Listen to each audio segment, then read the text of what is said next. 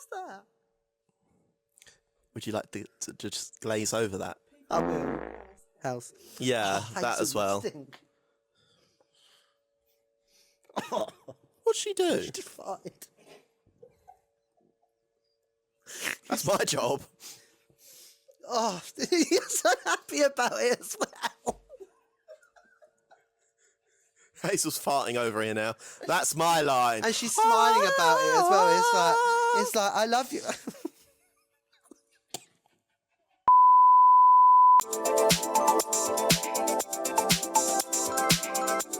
Greetings and welcome to HotHaus Drag. May we please remind you that this episode could contain strong language and adult themes. So, if that's going to be an issue for you, may we kindly suggest that you off immediately. And now, please welcome your host, the UK's nuclear bombshell of drag and HotHaus CEO, Kenz Blackheart.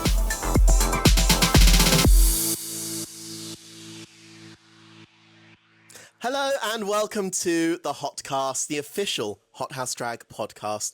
I'm your host, Kenz Blackheart, and joining me today on my sofa, he is an award-winning early years practitioner, a former member of the London Boys Choir, and you may know him better these days as my boyfriend. Please welcome to the podcast, Jake Forecast. Hi, hello. I'm happy to be here on the pilot episode. How exciting. Yes, so little behind the scenes for all of you out there. This is technically the pilot episode. I don't know when I'm actually uploading this one, but this is just to check all the technology. So basically, if the quality's shit, you know why. It's because I'm still working out the kinks. But or it's just me just rambling on. yeah, that's like I said earlier, that's why I thought, best to get you on the pilot episode as Calamity Jake, so that absolutely. if it all goes wrong, I can just blame you. Yeah, it's never the producer's fault, is it? No, it's never my fault. I'm flawless and perfect, in case you couldn't tell. Interesting. So, first question I like to ask all my guests is, of course, how are you? I'm thriving. I'm loving life. Good. How is the hostess with the mostest doing? Oh, thank you for asking. I'm very good, thank you. It's about, an hour today to do my makeup, which was actually quite good. That's not bad, actually. That's near enough your record, isn't it? Near enough my record. I think my record before this was about hour 15, so... and yes, in case you also didn't notice, we do have another special guest joining us today. We've got HotHaus CCO, Chief Cuteness Officer. We've got Hazel joining us today. Say hello to the audience. Not yet. That's the bonus episode. Right, so getting straight into things. So for those of you out there that don't really know too much about Jake, outside of the world of HotHaus and everything that you do with us, you do work full-time as an early years practitioner. At time of recording, you recently got made room leader. Yes. Maternity cover hopefully will be a permanent fixture. More than likely. So going straight back to the start with that, as speaking for myself as someone who has got no interest in children whatsoever, what was the appeal to you in getting into early years education? Well, it's really funny because I fell into it accidentally. I've always wanted to be a teacher from a very young age. And I just thought, you know what, let's go down the early years route, because I didn't get the A-levels I wanted, but let's be honest with you don't need A-levels to do anything nowadays. You don't. So I went straight to college, which, let's be honest, it wasn't really my dad's favourite decision, but I made the light out of it, and did all my level 3, and I went into nurseries doing like placements, as you do. I just loved it.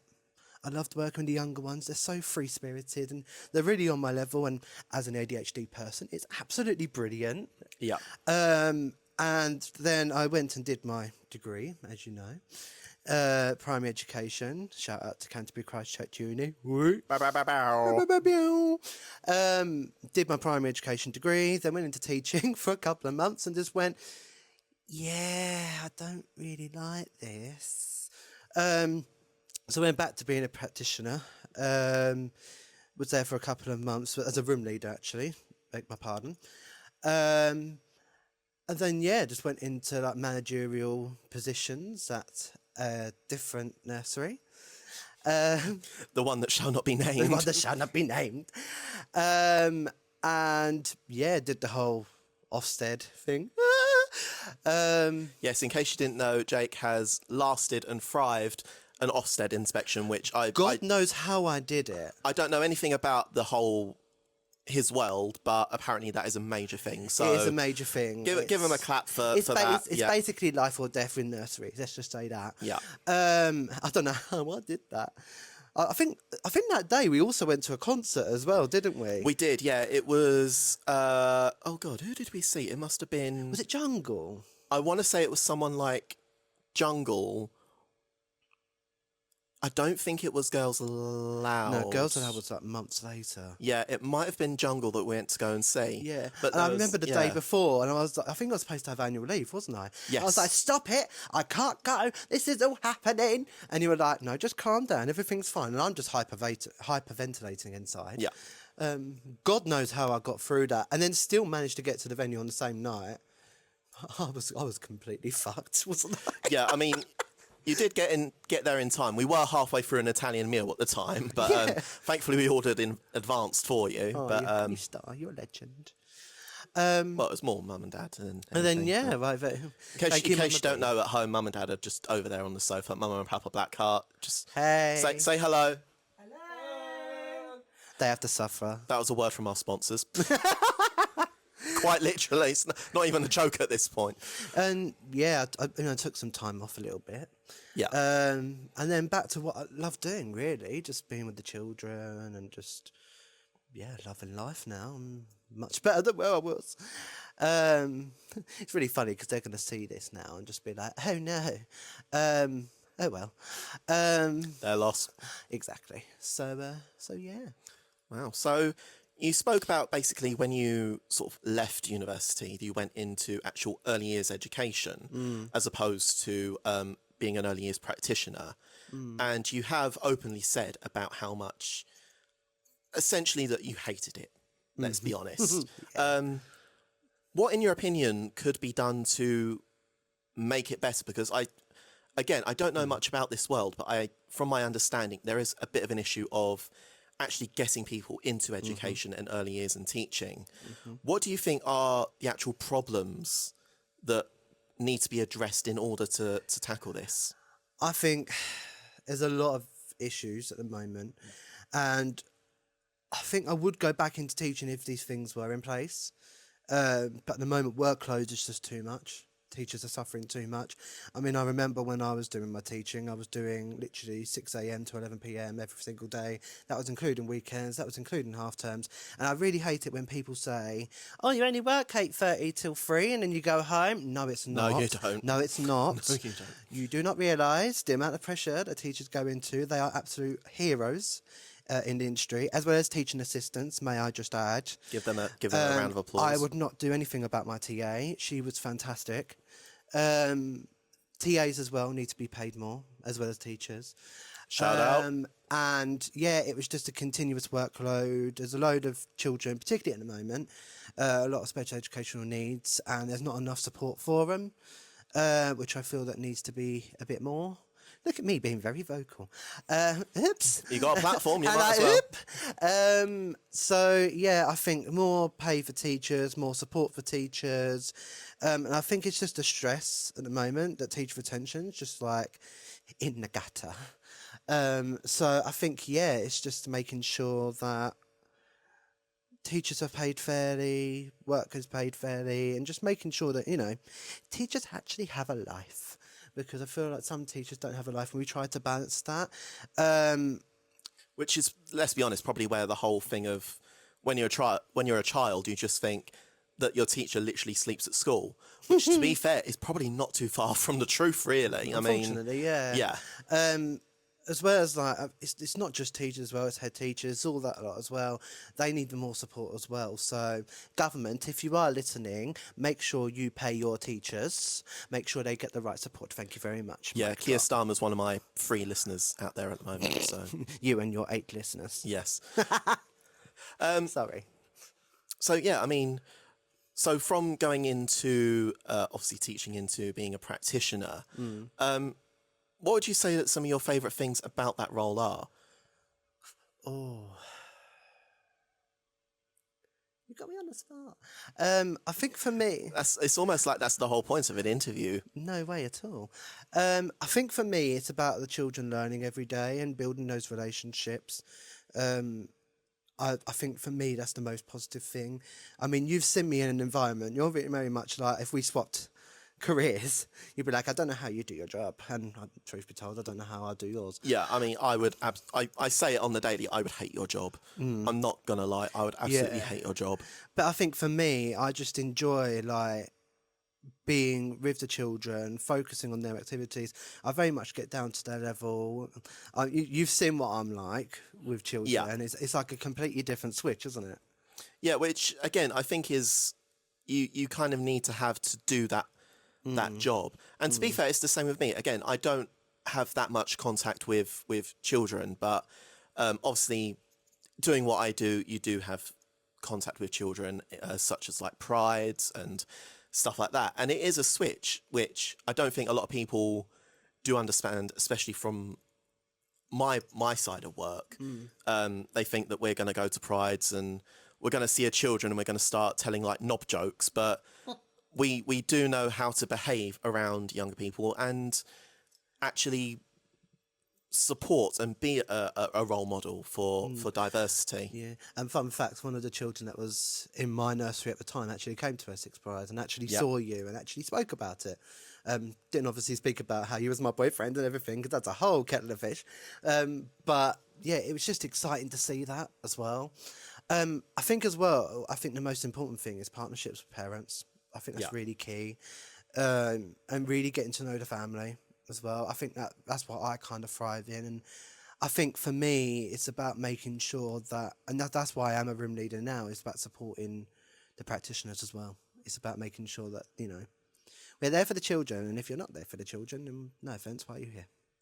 Which is how it should be, really. You'd think that a lot of jobs these days would be, if I'm going to go into this role, I'm doing it for the actual love and respect of the job and the people that I'm helping over the money. But unfortunately, I don't think that is really the case these days. But this isn't a political podcast. We're not going to get into not it. at all. So, not at all.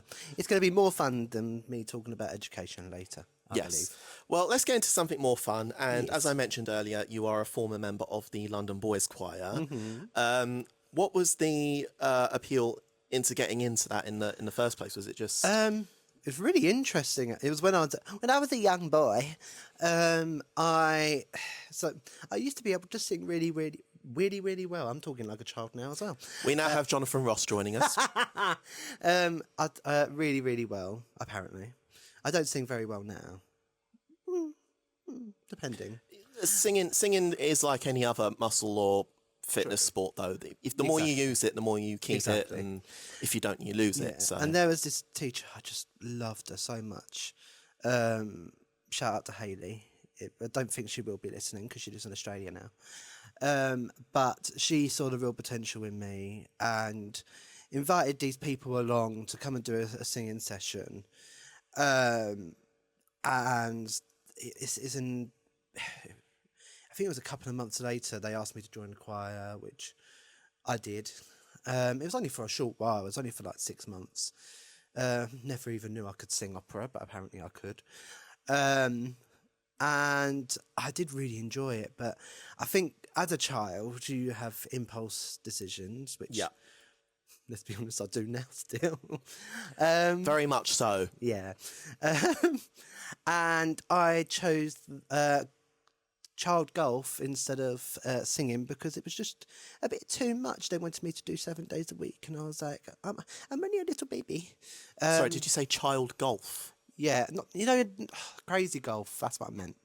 Crazy golf. I was about to say, I did not notice about you. I actually thought you were out there like fucking Tiger Woods, like swinging a few rounds, going around a few holes. No, it was like an after-school club, and I chose that instead okay. of, you know, singing in a choir in Waltham Abbey in front of loads of people.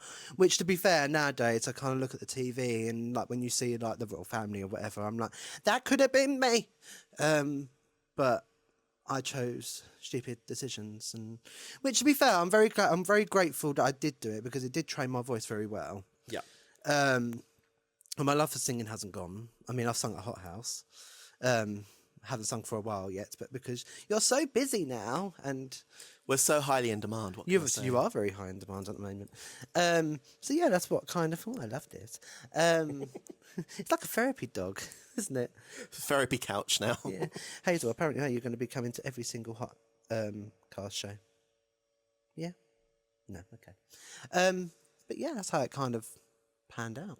So, and if I'm understanding correctly as well, it was more of a show choir than like a gospel, like, you know. No, it was proper gospel. Yeah, proper gospel. Yeah. So you used to be there with like your long white dress and your ruffle. Well, I didn't get to that stage, truth be told. It wasn't very long, but it was mainly like we were just training for it before the actual thing came out. Right. Which was very funny because I never spoke Latin in my life, and I remember to this day the orchestra was like, "Put your hand up if you sing the words correctly." I had this like mentor. He was an older teenager. And he was like, "You've got to put your hand up." And I basically put my hand up every single time because apparently I don't know how to speak Latin, which was very interesting. I mean, I'd be a bit worried at that age if you did know how to speak Latin, let's be honest. But, yeah, I don't even think they do Duolingo for Latin if I'm... No, they don't. No. But basically I was singing every word wrong, and I think I just was kind of beating myself up about it, maybe. And then, I chose Crazy Golf in primary school instead of... doing that, which, to be fair, is a lot healthier than doing it 7 days a week travelling to London all the time. Very true. So I guess in the long run, I was kind of making a good choice. Yeah, I mean, everything in our life leads us on a certain direction. Everything happens for a reason. Exactly, whether it is the right or wrong thing, but... And I always say that, don't I? Everything happens for a reason. Yeah, literally, it's our motto, as I'm sure Mama B over there will agree. What's our motto? Everything happens for a reason. It's nice to know that she's present in the room at the moment. Yes. She was reading something. She's now giving me the middle finger. Completely forgot what I was going to say then. But where did the show choir part come in? Because I know that you have said about show choir, because every time that, for example, 4 Minutes by Madonna comes on, you always go, "We used to sing this in show choir." That was uni. Okay. Yeah, that make more sense. Yeah. When you were fully aware that you was a homo, basically. Yeah, basically, yeah. It really was. So I wanted to join the show choir just to train my voice. It was just a camp old time, really. It was such a good experience. I loved it. I think I did it for about 1.5 years before I just went, no, I need to do my dissertation, I need to study. Because as you know, dissertations are hard. They are very hard. Indeed. And I loved it, and it really trained my voice a bit. But I think now, but I think the lockdown happened, and then things went a bit sour, and not show choir went sour. I meant life, show, lockdown, all that. Because you were doing your degree during lockdown, if I'm correct in thinking, yeah. Yeah. And as you can imagine, as an ADHD person, that was scary. Oh, hello. She's back. She's back in the room. Oh, you're so cute. The show must now stop for Hazel. Yeah. Everybody, this is now a paid Hazel interlude. So, yeah. Hello, baby. But yeah. Do you have any words for the listeners out there? Thank you for that. That was very helpful. Thank you. Anyway, with show choir, all lockdown happened, and we did everything on Zoom, and I was very, very grateful for it because I think it gave me that confidence. Yeah. And particularly you gave me that confidence as well, long after. So I think over time, my confidence has grown for singing. Yeah. But yeah, very grateful. Yeah, no problems. Well, it was more a case of you had spoken about giving it a go, and we obviously had an opportunity with a Hotbox fundraiser. Hotbox, our home venue, we were hosting a fundraiser for them, and you put your hat in the ring, and yeah. I mean, Little Mix is life, so of course I had to give them justice. So yeah, I did that, and I think I also did the fundraiser for Tracy as well. For Tracy Paper, yeah, one of her family members, which, to be fair as well, you say about, oh, I can't sing anymore. But when you actually get given the right song, like you did at that show, when you did Michael Bublé, it was incredibly good, if I'm not alone in the room in thinking that. Oh, thank you. And it was even a case in point where I was backstage at the time, obviously getting ready with everyone else, and you did your sound check. And the first few words came out, and I was like, holy shit, he sounds good. So I was actually stood at the side of the stage just watching you for your sound check. I didn't realise until near the end, didn't I? So... but yeah, very grateful for Mama B for that one. See, she does actually have good ideas. She always has good ideas. What are you talking about? That's why she owns 49% of this company. Right, so with that, speaking about, performing and that, let's get into the real juicy stuff that I'm sure a lot of people do want to know about, which is our relationship. So going right back to the start, we obviously met, it was technically March that we started talking, and this was 2023? 2023, yeah. 2023. And it was actually Easter. So both of us we met how any good gay couple this day meets. Grindr. And yeah, it was during Easter. I personally wasn't looking for anything at the time, really. I don't know whether you were. Not really, no. I wasn't really looking or anything. And then all of a sudden, was it me that messaged first, or was it you that messaged first? This is the reason why we wanted to look up and see. Yeah, we really want to know, like, look back at that conversation. And truth be told, a little while ago, I did try going back onto my Grindr to see if I could recover just that conversation. But it's gone. Yeah, it had all been completely wiped. Not only that, but it did also remind me how much I hated Grindr. Absolutely. But yeah, no, I can't remember who it was that initiated the conversation, but it was just, I think, kind of really magic from the start. Yeah. I do remember, like, and I still cringe to this day because I can't believe I did it, but I'm glad I did. I was like, oh, have you forgotten something? And you went, what? I went, my number. And I was like, ah! No, and to be fair, I was literally at that, I think because it was like a lazy day during Easter, like I said.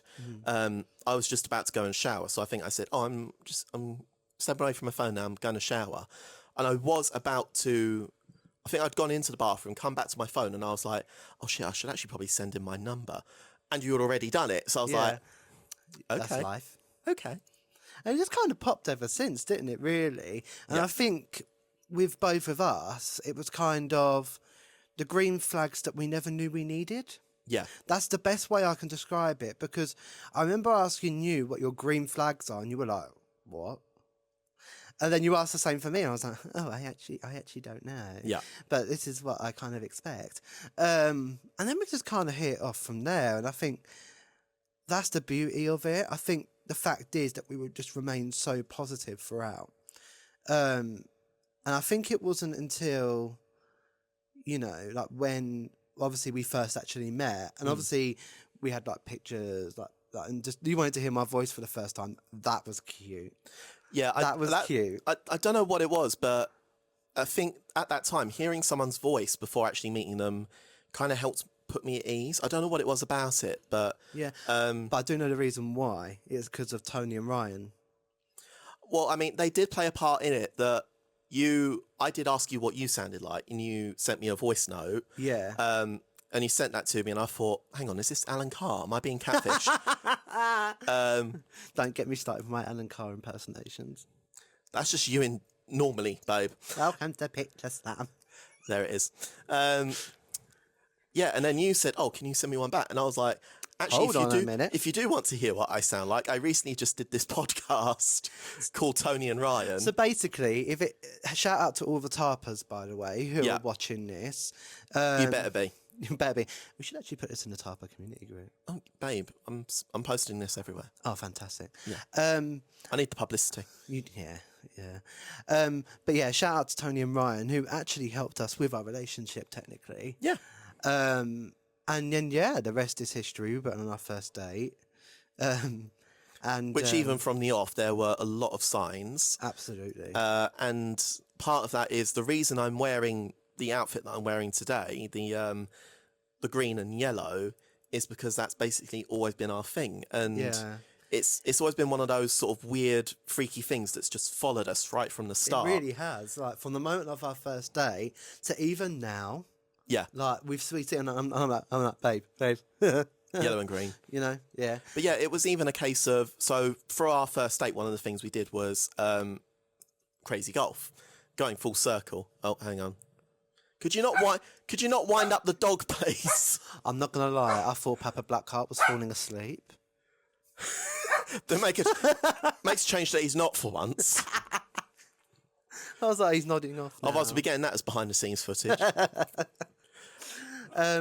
But yeah, it's just kind of followed us, which has been really weird. Like I think at first we were like, okay, this is weird, but this is also very positive. And now it just keeps on happening. It's like fate is meant to be. Yeah, I mean, going back to what I was going to say before old shithead over there started winding up Hazel, could you not?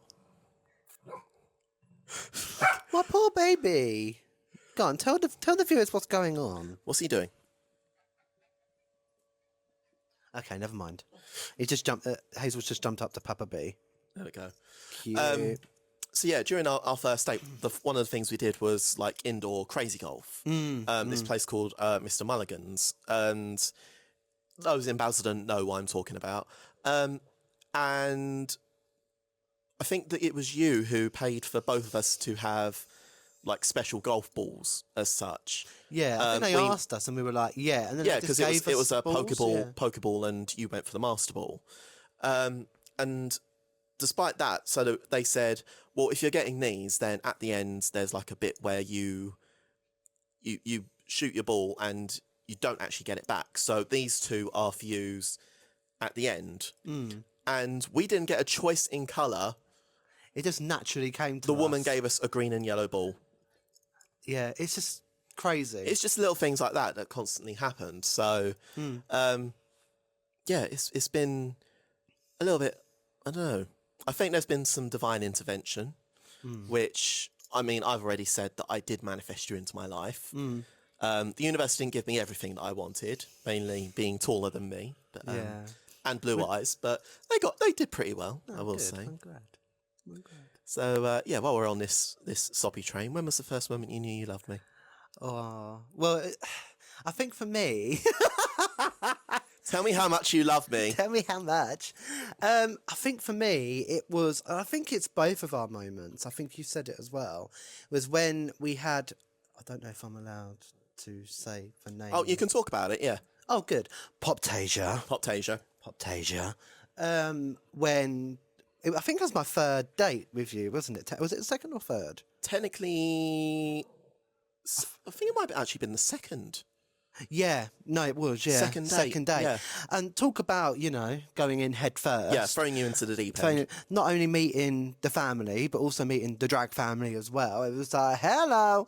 Yeah, I mean, that, personally speaking for me, that was the moment when I think everything really did change because, so... In the past, I have spoken about it, but I've been in relationships where guys they've had a glimpse into my life as a drag performer and they've gone, oh no, actually, no, this isn't for me. They thought they'd be okay with it. First sign of actual real life reality happening and they bolt through the door.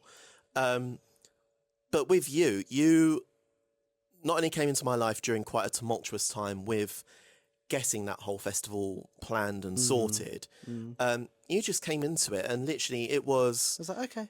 Yeah, you just came into the absolute tornado that was my life. I was Helen Hunt in Twister at that time. In fact, I wasn't even Helen Hunt. I was the cow being flung around in the tornado. That's what things were like for me at the time.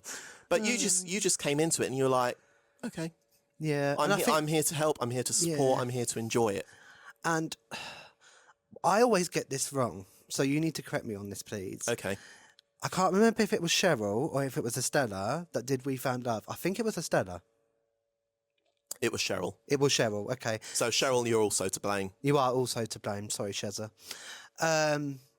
And they played "We Found Love." Well, they performed "We Found Love." Yeah. And that's always been our song now, hasn't it? Well, we've got many songs that I'd say we maybe have 2 songs, but that was the first one. Yeah. And I think that's when I loved you even more. But I think beforehand, it was just our first date. And, you know, I liked, I'm very much a Duracell bunny. I'm like, oh, I love this. This is exciting.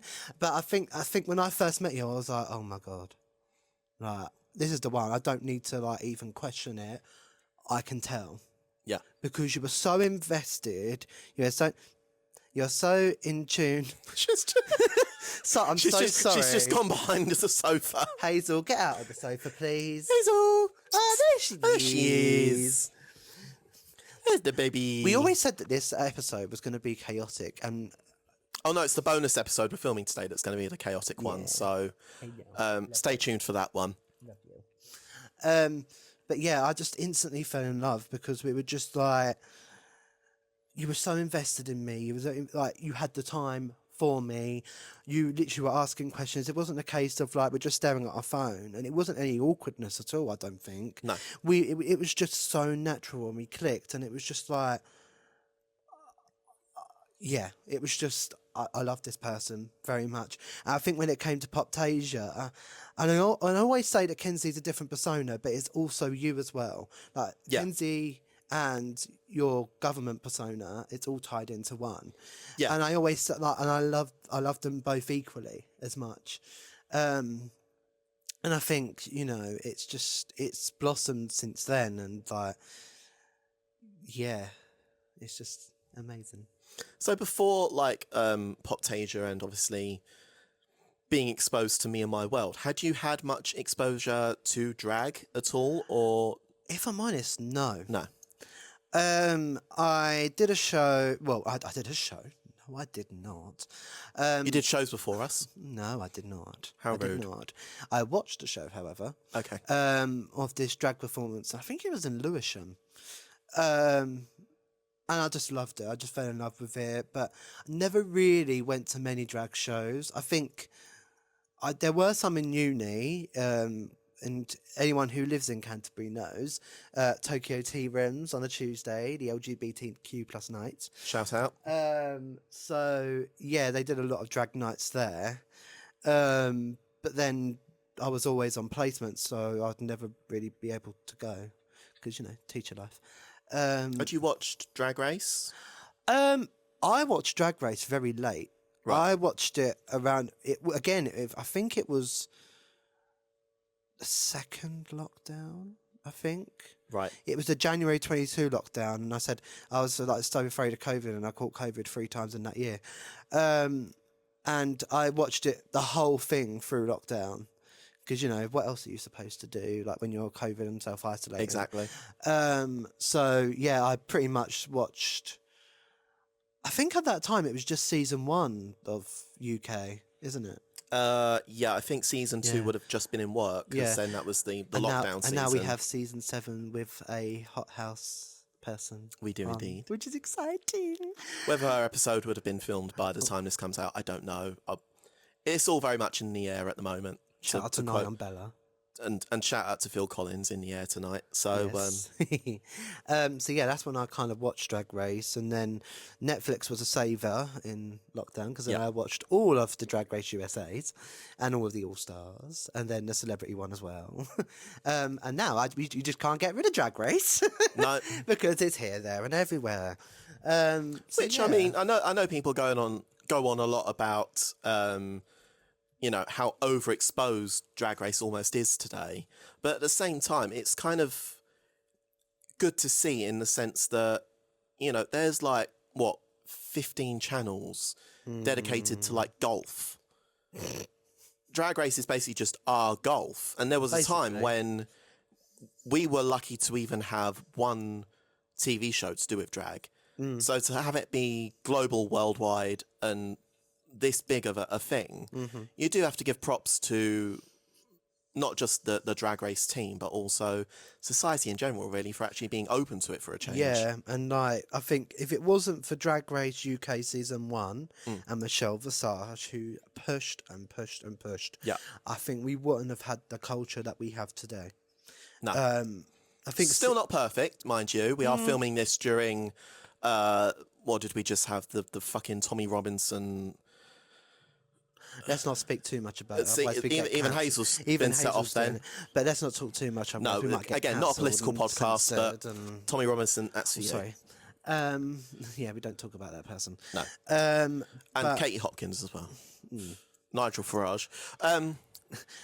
This one's saying it's not a political podcast. Also, I can't help it. Blackheart. I hate the world sometimes. Don't we all? But am I also right in thinking that one of the people that you did manage to see at one of the drag shows before you came to us was the Vivian? Did you actually see the Vivian? No, I thought you had. no, I never. Oh. Have. Cheryl, I did when it was at Canterbury, when at Canterbury Pride. I saw Cheryl and Bagger. Oh, okay. I thought you said that Vivian was there as well. Oh no, sorry, tell a lie. No, she was. I'm so sorry. I'm so sorry. I know you better than you do at this point. No, I'm trying to think back. No, it was Cheryl, Bagger, and the Vivian. And I was just captivated. And I think I was with my housemate at the time, and I was like, "It's literally across the road. I don't care. We are going, and I am going to the front. You know, as I do." Yeah. And Sorry, Dad's winding up Hazel again. She's down there absolutely growling her head off. So Steve's wetting himself. I think on that note, I think we're going to take a break. So Yeah. we'll be back right after this short break. Right, listen here, you.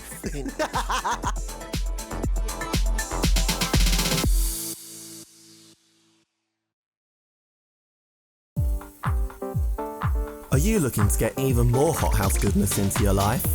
Then follow us on all of our social media channels to stay up to date with our latest news and events. Or you can visit our website at hothousedrag.co.uk to find out more and buy your tickets for our next fantastic show. See you there, my lovelies.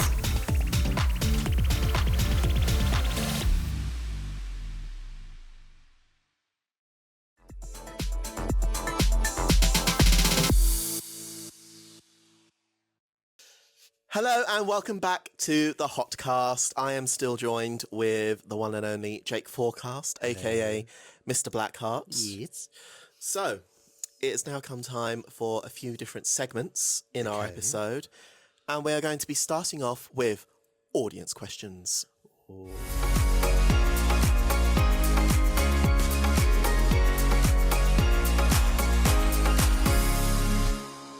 So, audience questions, we like to put a call out to all of you out there to submit your questions. Thank you to those of you who did.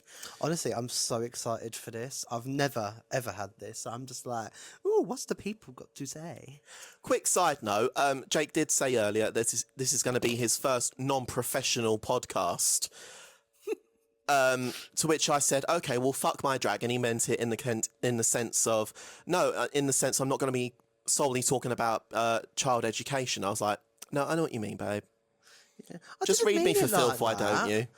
Yeah, because every time I'm like sat on Zoom and I'm talking about, which is not a problem, by the way, like I'm generally talking about, you know, my job and education and all of that. And okay, I'm going to stop, soz. Yeah. I know, it's just joking. Actually, to be fair, it was more Mama Blee that pointed it out than anything. She's the one stirring the pot. Right, so you have submitted your questions, and these are your questions. Ooh, exciting. The first one, I think, is for you, but I'm not sure if it's also a little bit for me, so I'll give an answer as well, just because I want to. This is from Carmel. We all know Kenzie is a devout little monster, but who is your secret guilty pleasure artist? I think you know already who I'm going to say. Well, that's the thing, though. Like, the way the question's worded, it says secret guilty pleasure. Little Mix is not really a guilty pleasure for you. You are through and through. I'm a through mixer. Yeah.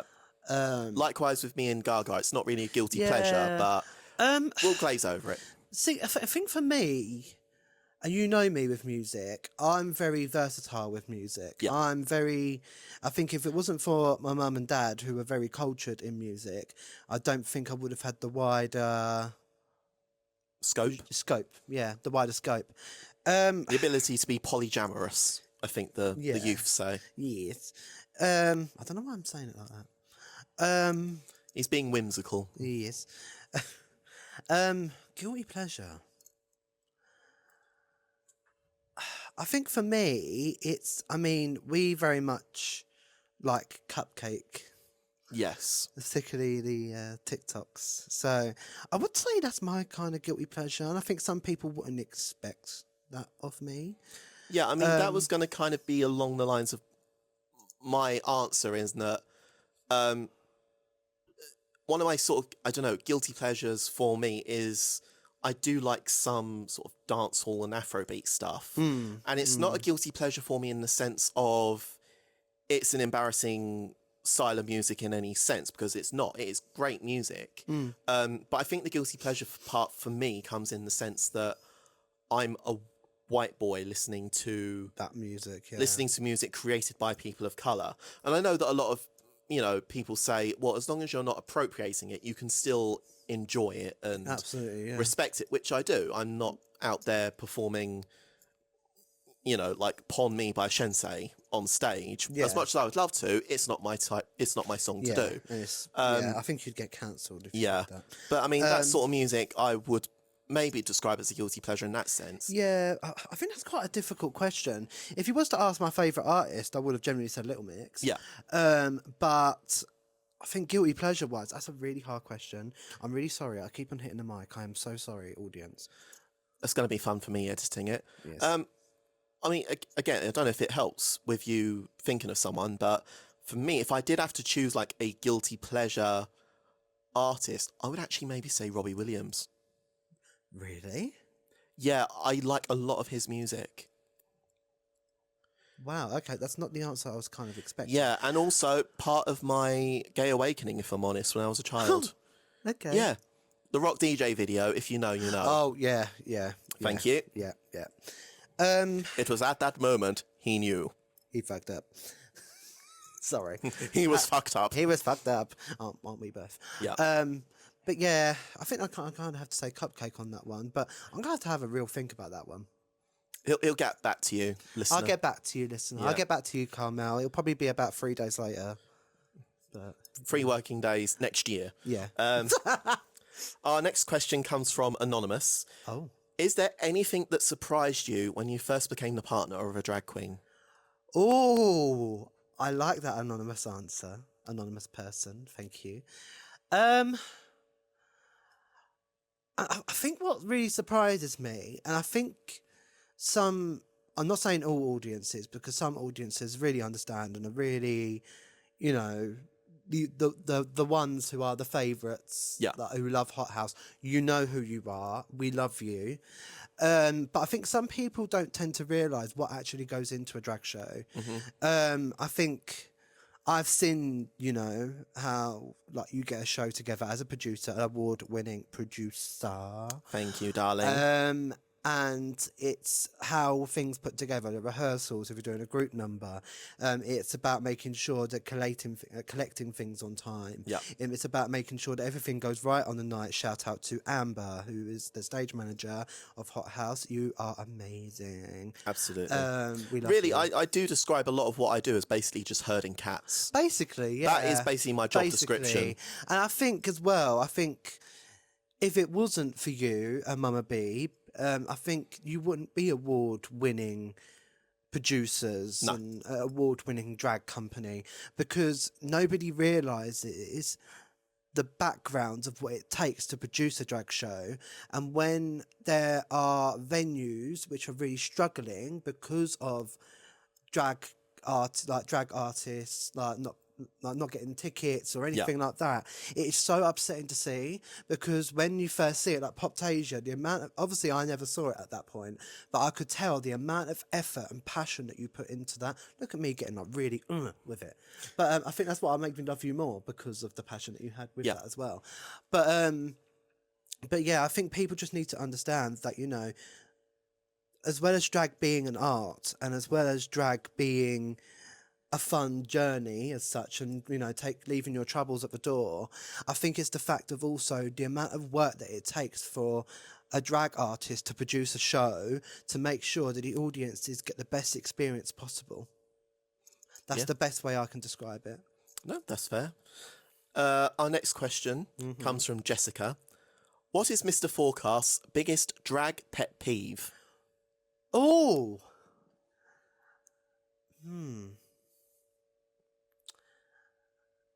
See, to be honest with you, when I'm backstage, I mean, sometimes I'm in my own little bubble. Yeah. And then sometimes I do tend to notice little things. I think most... and you're going to know exactly who I'm talking about when I'm going to say it. When they go unwashed tights or messy lace or... unkempt. Unkept, yeah. Or like if you have an outfit from AliExpress that you haven't washed. And you bring it to a photo shoot smelling like salt and vinegar crisps and jizz and body odour. Oh, that's not... And then lend it to one of your sisters because she forgot her costume. Exactly. And then she basically had to shower herself down how many times?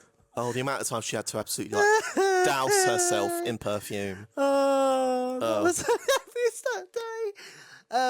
But yeah, I think it's that. And I think it's also... I'm going to have to bring it up, and it might be the case where you might have to bleep out a certain name in a second. No, that's fine. When drag artists... sorry, Hazel just did that. When drag artists think they're the be-all and end-all and then don't appreciate the art that goes behind it, I am going to say it. I am going to cover my mouth. Fiver in the tip jar. Like when you disrespect the drag company, you disrespect drag artists, you disrespect even the people that were there, and thinking that you're the be all and end all. I'm sorry, darling, you're not. No. And I've got to be really careful with my words now. Just don't be an absolute tit. Yeah. And I think it's just basic respect that you have. I think that's one of my pet peeves. And you know what happened on that night that I really wasn't happy with. Yes. And I think it's just, and the things that have happened after as well. I mean, even a couple of months ago as well. Yeah, and I think it's just very much a case of someone having an almighty chip on their shoulder. Yeah. Which was, and ultimately a lot of it is self-inflicted. It is self-inflicted. But they can't be held responsible for their own actions. They have to blame other people. So unfortunately, be accountable for your own actions. Be accountable for your own behaviour. Then maybe you might be invited back to drag events that maybe you might not be invited for because you do the exact same behaviour you do every single time. Cue the bomb, the sound. I'll insert sound effect there. Insert sound effect. Editor's notes. Scarlet Vigilante is now going to go... Because, Yeah. I don't know what the tea is, but I think there's still drama happening, so... Are we really surprised? No. Moving on to our next question, and this is actually going to be a bit of a two-parter, because Okay. we've essentially had the same question twice. Okay. So I'll ask both, because they're both the same. So the first one's from Kelly. Would you ever do drag yourself? If so, what would your drag name be? And the other one is from Lucy. If you weren't Mr. Blackheart, what would your drag name / persona be? Which is really funny because I feel like we should edit a photo. Yeah. Well, if you're happy for me too, I'm happy. I'll pop I'm a happy. photo There's a somewhere. photo. Yeah. And it took a long time, didn't it? And you were like, what would your drag name be? And I'm like, I have no idea. But then I kind of came up with Jade Stonewall. I thought that was me that came up with it. No, sorry. Yeah, sorry. I'm taking your... Thank you. I'm so sorry. Excuse me. Excuse me. Welcome to the Very Professional Podcast. This is literally what I'm like. This is the unfiltered version of me This is now. really... It's because I'm here. Yeah. Yeah, Jade Stonewall, because Jade Farwell is life. She is mother. She is fantastic. Stream that Showbiz Baby, so she can get to number one behind Ed Sheeran. Not sponsored, just Not sponsored, agreed. just yes. And obviously Stonewall, who has supported so many LGBTQ plus people. It's an amazing charity, and I thought, why not? Well, not just that, but also it was liberation for modern day queer rights, essentially. Absolutely. So Part of it. yeah, that's the name I would go by. But I love Mr. Blackheart also. I think I kind of love that I think you said that from the moment you got my HotHaus t-shirt, and I was like, oh my god. So yeah. That's it. Take a sip, babes. Take a sip of my secret potion. So yeah, I kind of like the name Mr. Blackheart as well, amongst other names that you call me on stage. What, like shithead and Yeah. annoyance? Yeah. Yeah. Thanks. So these next few questions also come from Lucy. Mm-hmm. Tucked or untucked? I don't know what that means, but I think that's a question for both of us, if I'm honest. When I hear that, I think, is it for both of us? If it was just me. I mean, if you're going to do drag properly, you're going to have to do tucked. yeah, I mean, I always say that even if I'm wearing something baggy and if I'm doing something where I'm being like shot from like the waist up, etc., I still like to go tucked because, and just as expected, Papa Blackheart has gone to sleep. Sorry. I'm over here screaming in a wig and he's like, It's like that episode of Trixie and Katya with Yeah. the COVID man's asleep. but what if I'd gotten COVID? And no one was looking out for me.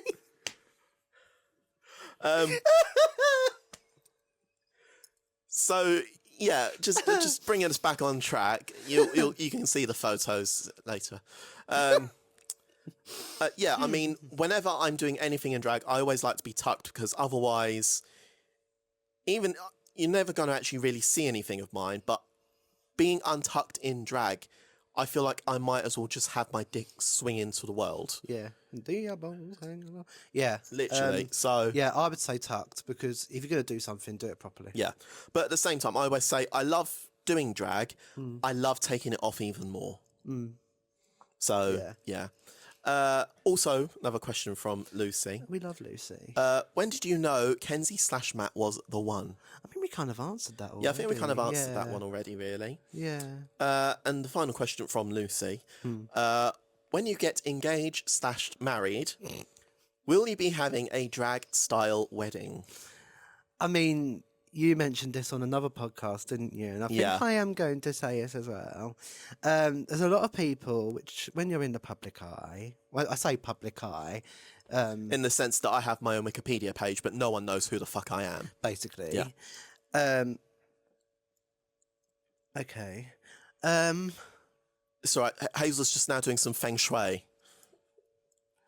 You know when ADHD people get the urge at like 3 a.m. to completely reorganise their room? That's basically what she's doing right now. That was basically me at work the other day. Yeah, I know. Yeah. As I was saying, I think it's obviously when we've. Oh, Jesus, Hazel. She's just farted. Hazel, go for a poo. I'm so sorry, babe. The podcast is now derailed. I think, like, obviously, when you're in the public, I call it the public eye because Yeah. I've never seen it, but this is normal for you. Everyone is like, so when you're getting married, Yeah. when you're getting engaged, I what don't type even of think it's wedding's the it gonna public be? eye. It's just the normal thing that Yeah, and any couple goes through. I've always said, we'll get married when we're bloody ready.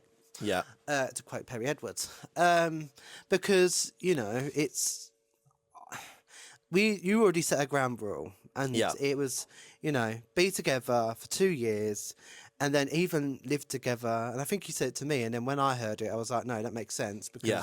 we're going to be like, right, we're engaged now, we're going to go back to our parents' houses, and everyone's going to be like, what? Well, it's just been a little bit awkward. It's just a bit awkward. We're now engaged. Right, bye. Bye. So yeah, so obviously we're going to be like get engaged when we're ready and when we've Yeah. finally moved in somewhere or when we move in together. And our final question, audience question, comes from Paula, who simply asks, cheese? Question mark. Cheese. Yes, I think is basically the answer to that. Yeah, I mean, cheese is life. Yeah, Even though I am lactose intolerant, it doesn't stop you though. it doesn't stop me. No. It will never stop me. And with that, that was audience questions. Thank you so much for everyone. Yes, thank you for submitting your We love you. questions. If you'd like to submit a question on future episodes, then please keep an eye on our socials. But we now move on to our next segment of God. today's show, Okay. which is the hot seat. Okay. So the hot seat is a round of rapid fire questions. Oh, God. I'm going to ask you a series of questions, and all I want you to do is quickly answer. Don't think about it too much. Just come. You're asking me that? I know. Just answer with the first thing that comes to mind, okay? Oh, no. Okay. Ready? Yes. Okay. What is your favourite word? Oh, no. I'm going to say it. I'm really sorry. Yeah. I'm really sorry. Mama B hates that word. I'm so sorry. I'm so sorry. And to be fair, so do the people in internet land, so that will be censored. But you thank can God guess for what it that. is. Thank God for that. What is your least favourite word? Oh. Plunge. Okay. What turns you on creatively, spiritually, or emotionally? Oh. I mean, I love anybody who is creative. I love having that vision. So I'd say creatively, anybody who has that desire and that vision to just go, let's go. And similarly, what turns you off creatively, spiritually, or emotionally? When people are lazy. Hello. No, not in the sense of that. I mean, in the sense of just can't be bothered, Yeah. but in a constant way. Like, if you've got something that, like, say if I'm trying to help somebody, and they just can't be bothered to do it, then I'm Yeah. sorry, I'm not fucking helping you because you're wasting my time. No, and to be fair, there is a difference between being lazy, but also being someone who, in my case, suffers from mental health problems, etc., and so needs to sometimes take it easier to prevent burnout. Absolutely. I'm not disrespecting people with mental health in any way. No. I've just always said that in life, because somebody taught me this and we're very grateful for it. I always say, if somebody needs my help, I'll do whatever I can to help that person in whatever way possible. And obviously we'll guide them along the way and I'll be more than happy to help them. However, if I give you advice and you still constantly moan or do anything like that, then I'm sorry, but I'm not going to fucking help you because you're not helping yourself. What sound or noise do you love?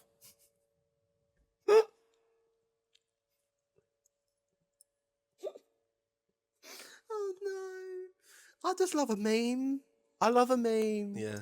Like, I literally have memes in my head 24/7. Like, Same. can I say the meme that I'm thinking right now? Do it. Oh, my balls itch. Shout out Brittany Broski. What sound or noise do you hate? When people chew with their mouth open. Thank you. What profession other than your own would you like to attempt? Marketing. What profession would you not like to do? Oh. I'd say veterinary because I would be distraught. I'd be so upset. Yeah. Oh my God, the poor little baby. And the final question, if heaven exists, what would you like to hear God say when you arrive at the pearly gates? Oh God, this one. And that was the hot seat. That was less nerve-wracking than what I thought it was going to be. Not gonna lie. Yeah, it's not that bad. I'm not that scary. No, but Am I? you know I'm not what that I'm scared. like with rapid questions. I'm like, oh no, never mind. I might change my mind. Yeah, it has been known. Right, well, we now come... Hazel, off. Thank you. And on that note, we now come to our final segment, which is happy endings. So happy endings is the segment where I like to ask each of my guests to bring a feel-good moment, because at HotHaus, we like to give people that feel-good feeling, that feel-good moment. So, for example, my feel-good happy ending for this episode, well, I suppose really it's a couple. The first one would be having you as my boyfriend and being someone that is so supportive and loves me unconditionally and is just always there and is, for me, an image of what an actual relationship should be. Something that I've not experienced in a long time. Sorry if I'm gonna... Sorry You if ruined a nice moment. And my other one was going to be Hazel, because she's just the sweetest little fluffy baby. So that's my happy ending for this episode. What is yours? I think my happy ending is obviously, again, it feels like very two, like we've connected brains. Like We basically are at this point. we are.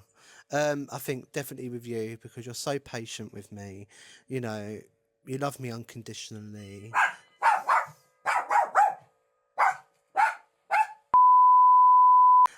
My happy ending was to be obviously with you, because you're so understanding, you're so attentive, and like I wouldn't imagine life without you. Look at me getting a bit emotional. You know, and just, whew.